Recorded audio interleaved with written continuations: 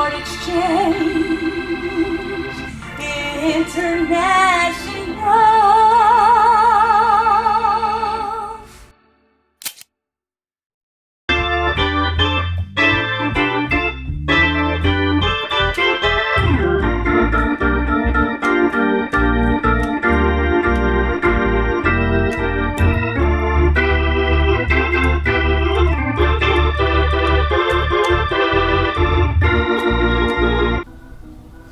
Hi folks, Jim from Keyboard Exchange with Mr. Grant, our senior technician here at Keyboard Exchange International.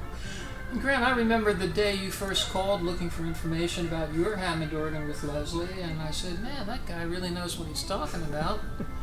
And then we spoke a few more times, and I said, Grant, what you been doing with your life? He said, well, I travel the world as a sound man on cruise ships, but that was back during the pandemic.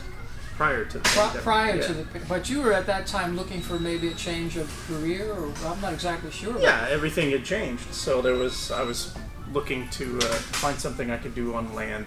Okay. Being close to my family and things like that. But and at the time the cruise industry had completely shut down. So there was nothing happening there.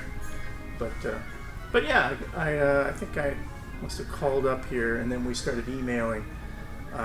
I was getting ready to move, and I hadn't really used this Leslie I had for years. It was just sitting in the closet, and I thought, I should get rid of that and sell it to somebody local that has a business doing that. Mm-hmm. And it turned out it was not a sought after Leslie, so you guys weren't that interested. But I did end up selling it on Craigslist, I guess. Well, I remember those conversations and communications very well, and I also remembered I said, hey. I told my son Rodney, I said, hey, this guy, he sounds like he's really on top of this game. He sounds reasonably intelligent. Well, and I said, hey, you play the saxophone, bring your saxophone in. I want to hear you play a little bit, get to know you better. So you showed up with your saxophone.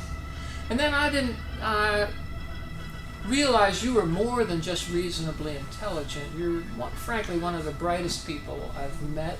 And especially I like the fact that you will research something to the nth degree until you find a solution for any technical problem.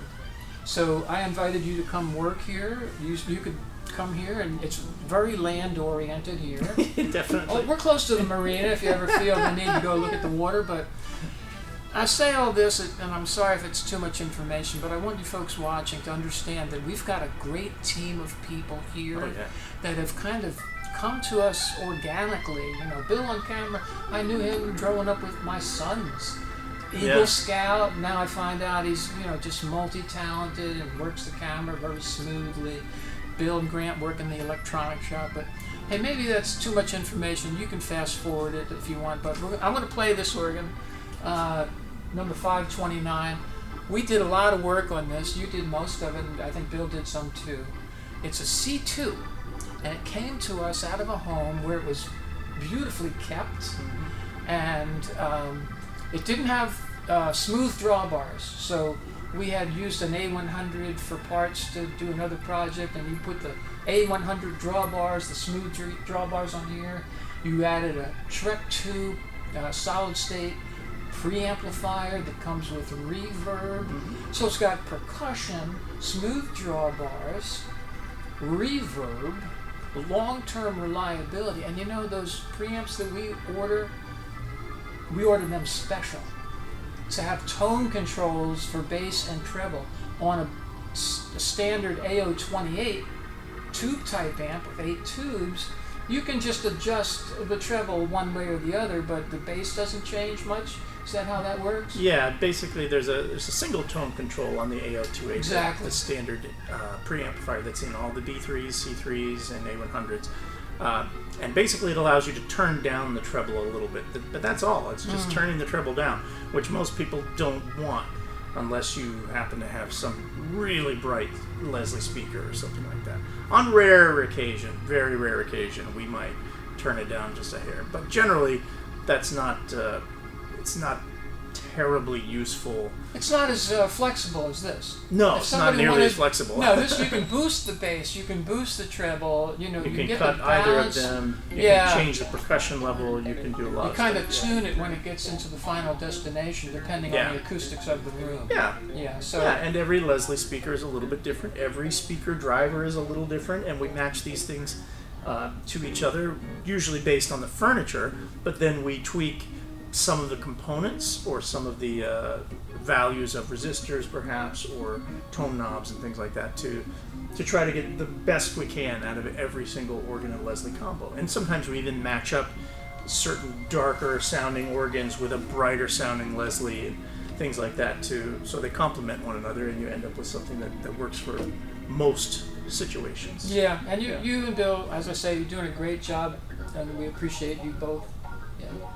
So I'm going to go ahead and play this a little bit. Do you have your saxophone? You can join in a little bit? No. Bring it to next time, okay? Okay. Because people really want to hear you play this. I get a lot of comments. Can't Grant play the saxophone a little more often?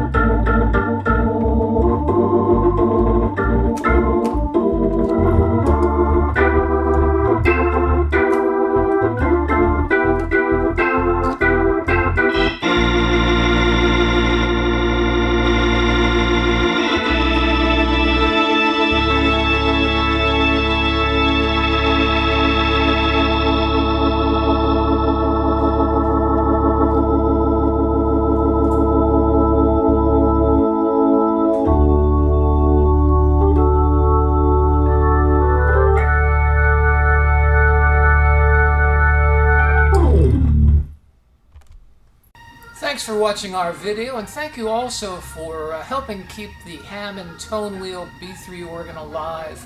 We couldn't do all this work that we do here without you. And it would also help greatly if you could subscribe, like, ask for notifications for when we have new videos. That would be a big help for us. So we thank you once again. I'm signing off for now, but we will be back.